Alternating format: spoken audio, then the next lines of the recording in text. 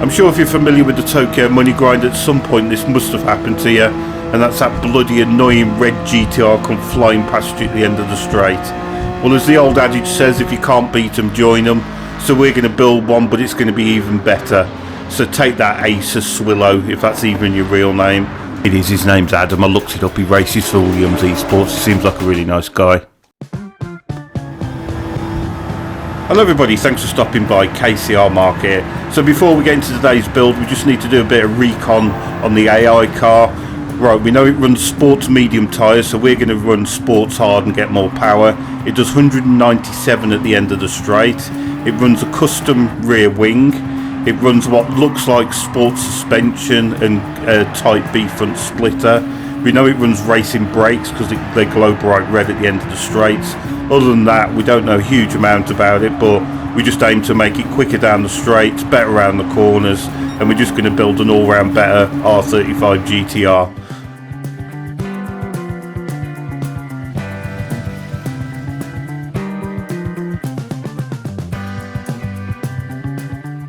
So let's get straight into the build itself. The car's available from Brand Central and Nissan dealership. It's the GTR 17, not the Turismo that you want. In terms of custom parts, we're going to keep it the same as the AI, so we're going to use a Type A front splitter. We're going to use a custom high rear wing. We're going to use standard rear diffuser, and we're going to use a Type A rear side skirt. As far as I can tell, that's exactly what the AI car runs. The red car doesn't run a wide body kit, so we're going to stick to the standard. So we're going to be running standard width, standard offset. Just choose whichever style and size wheels you prefer. Now, you don't get a lot of PP to play with, so we have to be very clever with our choice of mods here. So we're going to use sports air filter, sports hard tyres, fully customised computer, a full LSD, and the manual transmission are very important. It lowers the PP quite a bit so you can get more power. We're going to use an anti-lag system, racing intercooler. We need racing brakes and pads. We need those because it's quite a heavy car. Racing exhaust manifold and fully customised suspension. A really simple build. You just have to be clever where you put the power into this one. So heading into the tuning sheet, and you've got to bear in mind this car's got no weight reduction, so it is quite heavy, but we can use that to advantage.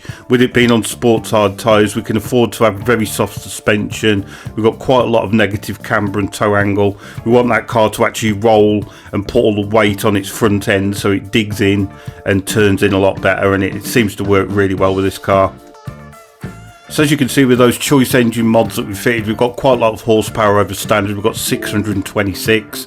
We were just going to adjust the manual transmission, top speed. The ratios seem fine as standard. We've not got any ballast at all on here. We're going to do the rear downforce at 205 and the front at 105. I found that a really good compromise, and it gave us plenty of PP to play with. The anti-lag system we're going to set onto weak. Other than that, it's just the parts that we've fitted. Fairly easy build and quite cost effective.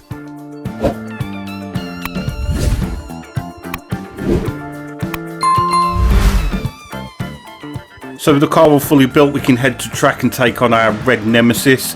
We're of course going to the Tokyo Expressway for the World Touring Car 600.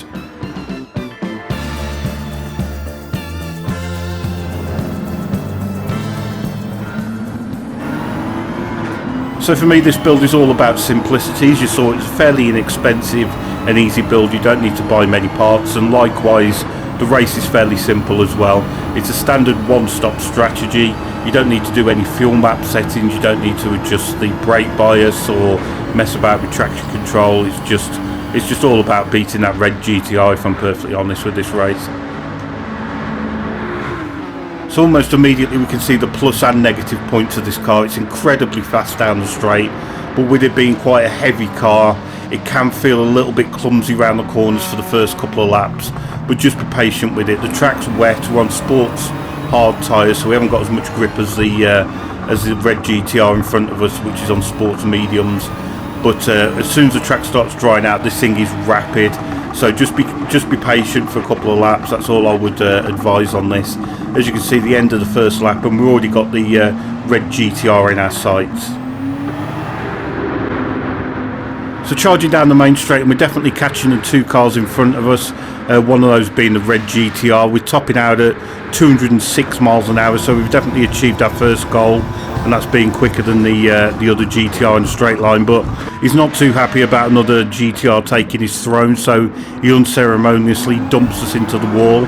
So yeah, battle is on. So we'll fast forward to the end of the next lap, where once again we've got a bit of a run on the red car with that higher top speed. The red car's got slightly better brakes with it being sports medium tyres. I think it might be a little bit lighter as well.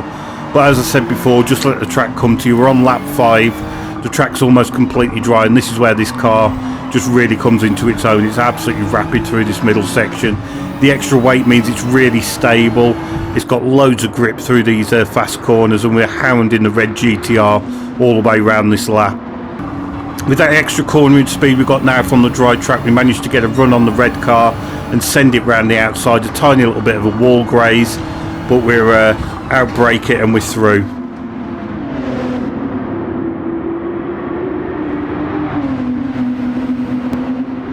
So once we've made the pass, it's time to assert our dominance and show who really is the boss GTR of this track.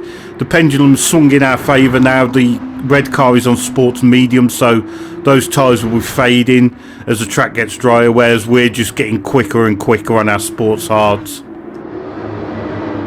By the time we have to make our first pit stop on the end of lap 6, as you can see, we pulled out almost an 8-second advantage over the red GTR. So we're pitting for sports hard tyres. I'm going to fill up the tank of fuel completely. We are going to come out behind a few of the other cars, but they're going to be pitting laps 7 or 8, so there's no need to worry about them. So after the pit stop, it's just a matter of being consistent. The car drives absolutely great on the dry track. It's really simple to drive, got loads of grip, and we're pulling away from Sassuolo comfortably every lap. So we'll head to the end of the race. As you can see, the lap times are in the consistent 207s. Really easy car to drive. I will put my fastest lap, full and edited version, at the end of the video if you care to watch that, if you need any braking points or lines or gears you should be using. So close out the race with a pretty comfortable victory, 33 seconds over the other GTR, so definitely a mission accomplished there. So with that clean race bonus, you're going to be bagging yourself 825,000 credits, so that's going to be 1.65 million in just over 50 minutes. So we're going to leave it there. Thanks very much for stopping by, really do appreciate it. Let me know how you get on in the comments with the tune. I really do enjoy reading all the comments and appreciate all the feedback. If you want to stay tuned to the very end of the video, I'm going to have a full unedited version of my fastest lap, so if you need any tips or you just want to have a chill out and watch a lap, that's where you're going to find it. So in the meantime, many thanks for stopping by. I'll see you again soon. Cheers, bye.